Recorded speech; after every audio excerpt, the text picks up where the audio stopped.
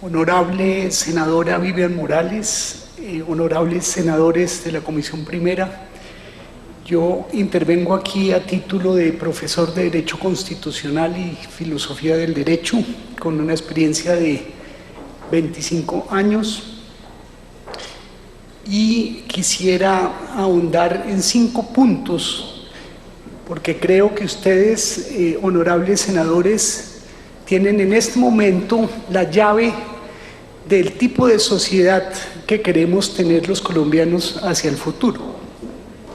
Y esa altísima responsabilidad, que no dudo la tienen en muy alto nivel los citantes y los promotores de este referendo constitucional, creo que debe asumirse con muy buenas razones, ya que estamos en un momento en el cual el Senado de la República puede dignamente mandar un mensaje a la Corte Constitucional sobre lo que ha sido su jurisprudencia en este tema. Mis 5 puntos tienen que ver, y esto sería un corto curso de Derecho Constitucional, con 5 conceptos: el concepto de Constitución, el concepto del principio de igualdad, el concepto de ciencia y el lugar que le corresponde en un orden democrático, el concepto de interpretación constitucional y finalmente esa tensión que está aquí en este referendo entre derechos humanos y democracia, en particular la posibilidad de que un pueblo mediante referendo se pronuncie sobre un tema importante para la vida futura de la sociedad. En ese orden quisiera iniciar, y es que los citantes tienen una noción muy concreta de constitución política, una que no coincide con la función atribuida a la Corte Constitucional como guardián de la Constitución, y es que durante 25 años hemos asumido el principio de que quien interpreta la Constitución es la Corte Constitucional.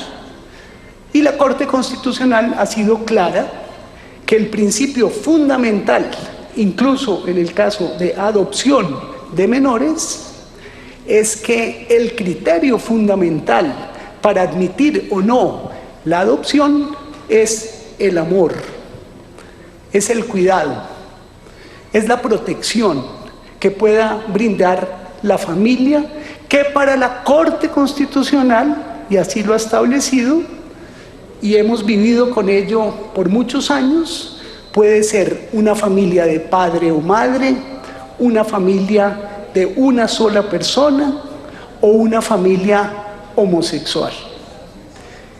Los citantes no están de acuerdo con esa postura de la Corte Constitucional.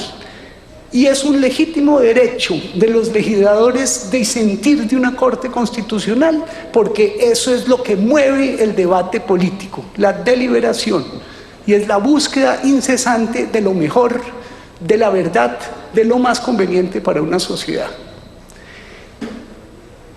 En el caso que nos acoge, se traslada el problema a otro ámbito, y es el ámbito de la igualdad. Los citantes parten de una premisa que puede ser cierta. Aquí no están en juego los derechos de los adoptantes, sino de los niños, de los menores. Eso puede ser cierto y la Constitución lo establece. Tienen prioridad los derechos de los menores sobre cualquier aspecto. Pero la pregunta que debe hacerse esta Cámara es si también está en juego el principio de igualdad. Y es si parejas del mismo sexo o familias homoparentales basadas en el amor, en la protección, en el cuidado, pueden adoptar niños. Y estas personas deben ser tratadas de la misma manera que los padres heterosexuales. Y ese es un principio que sí está en juego y que se vulneraría si se coarta esa posibilidad. Entonces el conflicto no es entre un derecho a adoptar, sino entre el principio de igualdad y la protección, los derechos de cuidado y protección del niño. Tercero, la ciencia. La ciencia no es conclusiva. Hay informes para uno u otra posición.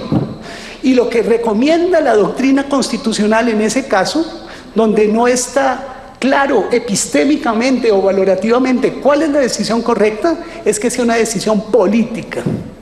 Y eso hablaría a favor de la propuesta de ustedes. En ese sentido, en ese punto, ganarían un punto, y es que no hay estudios científicos conclusivos en uno u otro sentido, de si es más conveniente que los padres sean solo de un sexo, o de los dos sexos, o de una sola persona. Pero el problema se difiere al cuarto punto, y es cómo interpretamos la Constitución ante ese vacío de la ciencia, ¿no? Y la Constitución, como ha sido interpretada durante años, progresivamente y atendiendo las realidades sociales, es que hay que proteger la igualdad y sobre todo dar en adopción a aquellos que pueden proveer amor, protección y cuidado, y no hay que diferenciar entre las opciones sexuales ni entre el género de las personas.